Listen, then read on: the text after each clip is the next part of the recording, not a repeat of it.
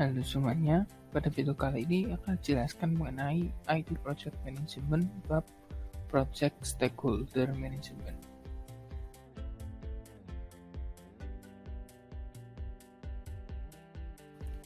Sebelumnya, alasan sebuah project diberlakukan sebuah Project Stakeholder Management adalah karena dengan Project Stakeholder Management, organisasi dapat mengidentifikasi semua orang atau organisasi yang terpengaruh oleh suatu proyek, dan tidak hanya itu, juga dapat dilakukan analisis harapan oleh stakeholder dalam proyek.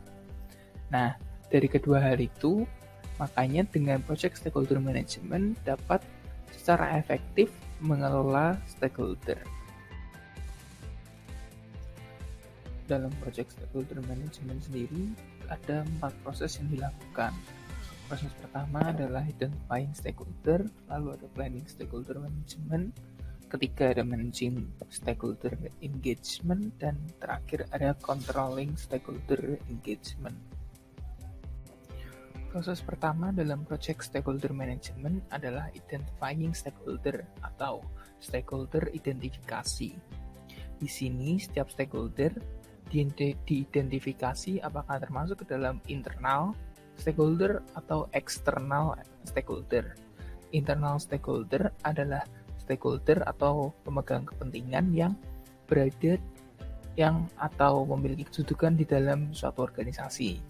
Contohnya seperti project sponsor, project team, support staff, dan lain sebagainya. Lalu untuk eksternal adalah stakeholder yang kedudukannya tidak ada di dalam organisasi.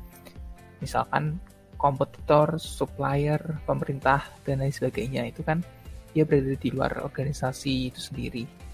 Nah, yang perlu diperhatikan dalam proses identifikasi ini adalah bahwa dalam project yang perlu diidentifikasi adalah stakeholder dengan ikatan langsung ke project. Jadi misalkan suatu project itu butuh beberapa supplier. Nah, yang diidentifikasi itu biasanya adalah key suppliernya. Jadi supplier kunci dalam project itu. Dalam proses identifikasi stakeholder tadi biasanya dibantu dengan yang namanya stakeholder register. Stakeholder register adalah sebuah dokumen yang mencakup informasi dasar tentang pemangku kepentingan atau tentang stakeholder itu sendiri. Di dalam stakeholder register ini ada 3 macam informasi yang dicatat. Pertama ada identification information, yaitu informasi yang berupa upaya untuk mengidentifikasi suatu stakeholder, jadi misalkan namanya, role, contact information, dan lain sebagainya. Lalu ada assessment information, yakni informasi yang mengandung cara penilaian sebuah stakeholder terhadap suatu hal, misalkan requirement-nya atau expectation-nya, dan lain sebagainya. Lalu ada stakeholder classification, jadi klasifikasi stakeholder, apakah stakeholder tersebut masuk ke dalam internal atau eksternal. Dan contoh stakeholder register adalah seperti berikut. Dalam mengklasifikasikan stakeholder dalam Project Stakeholder Management tidak dapat dilakukan dengan sembarangan. Dalam Project Stakeholder Management, klasifikasi stakeholder adalah proses penggunaan model klasifikasi untuk menentukan pendekatan sebagai sarana mengelola hubungan stakeholder yang baik. Nah, penggunaan model klasifikasi ini, salah satu model yang digunakan adalah Power atau Interest Grid. Di Power atau Interest Grid ini, model mengelompokkan stakeholder berdasarkan tingkat otoritas atau power dan tingkat kepedulian atau interest yang dimiliki stakeholder. Bentuk gridnya kurang lebih seperti ini.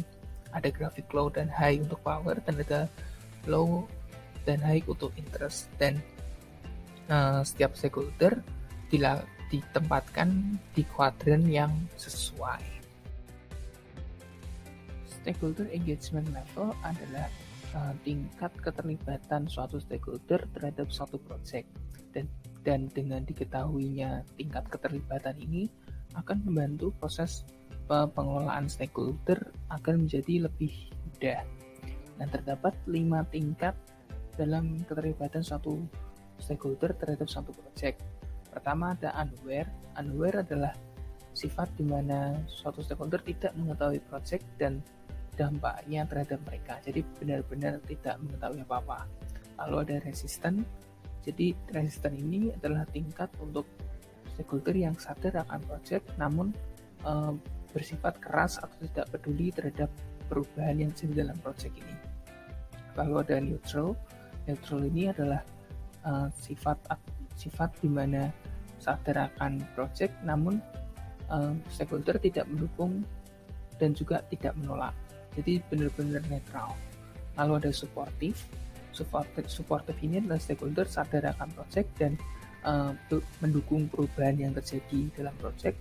Dan terakhir ada leading. Leading ini suatu stakeholder itu sadar akan project dan benar-benar secara aktif berupaya untuk mensukseskan project dengan upaya mereka. Proses selanjutnya dalam project stakeholder management adalah planning stakeholder management. Di proses planning ini dilakukan pengembangan rencana untuk manajemen stakeholder. Nah, planning stakeholder management ini mencakup tingkat keterlibatan saat ini dan yang diinginkan dari seorang atau sekelompok stakeholder, lalu ada keterkaitan antara stakeholdernya, lalu ada persyaratan strategi komunikasi untuk setiap stakeholder, dan metode untuk memperbarui rencana pengelolaan stakeholder. Nah, dalam planning stakeholder management ini sering berisi informasi yang bersifat sensitif. Maka dari itu biasanya tidak tertulis untuk informasi sensitif ini, dan jika ada pun atau jika memang dimasukkan, distribusi dari dokumen planning stakeholder management ini sangat dibatasi. Nah, kurang lebih dokumennya terlihat seperti berikut.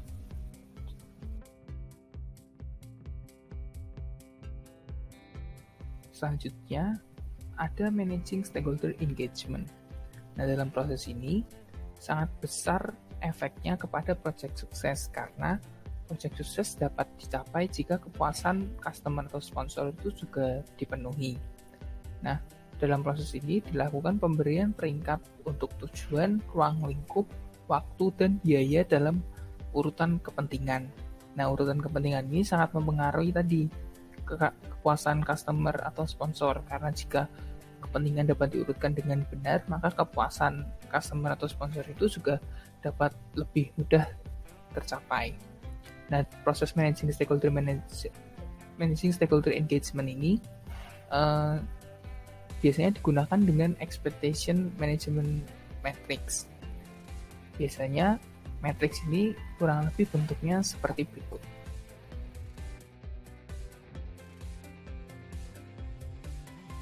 Selanjutnya ada controlling stakeholder engagement. Yang perlu diperhatikan adalah bahwa organisasi tidak dapat mengontrol stakeholder secara seutuhnya, tetapi organisasi dapat mengontrol tingkat keterlibatan atau engagement dari mereka. Nah, controlling stakeholder engagement ini adalah usaha untuk mengontrol engagement atau keterlibatan. Nah, keterlibatan yang dimaksud ini adalah sebenarnya dialog. Jadi, keterlibatan ini dialog di mana dilakukan pencarian pemahaman dan solusi untuk masalah yang menjadi perhatian bersama. Nah, untuk yang terakhir adalah cara mengontrol engagement dari stakeholder. Biasanya dilakukan 3 cara untuk mengontrol engagement stakeholder dalam project stakeholder management. Pertama, biasanya project manager mengundang stakeholder yang bersangkutan untuk berpartisipasi aktif dalam pertemuan awal. Jadi, seperti penjelasan singkat mengenai kebijakan atau keharusan seorang stakeholder dalam melakukan pertemuan. Lalu selanjutnya ada penekanan bahwa dialog itu diharapkan pada pertemuan tersebut, di pertemuan awal tadi. Jadi bisa dalam bentuk teks atau lain sebagainya. Nah, project manager dalam cara mengontrol engagement yang ini harus memberikan penjelasan di awal sebelum pertemuan bahwa dialog dari stakeholder itu sangat dibutuhkan untuk dapat menjelaskan ke arah mana proyek itu akan berjalan. Dan yang terakhir ada jadwal proyek harus mencakup kegiatan dan hasil yang terkait dengan keterlibatan stakeholder.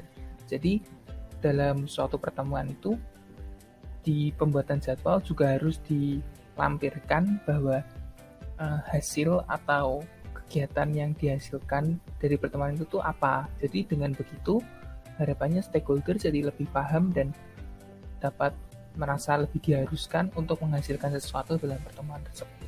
Seperti itu.